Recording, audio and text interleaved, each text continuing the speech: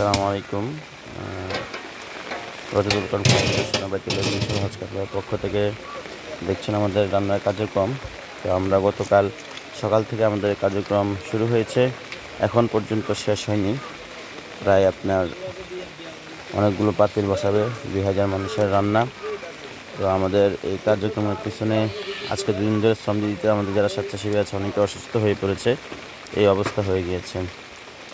আর তো খুবই দ্রুত আমাদের কার্যক্রমটা করতে হয়েছে, যার ফলে আরও বেশি কষ্ট হয়ে গিয়েছে।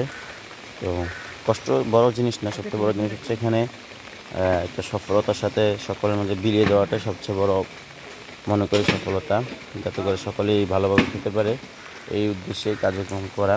আমরা সারা রাত কার্যক্রম করেছি, এখনও চলছে।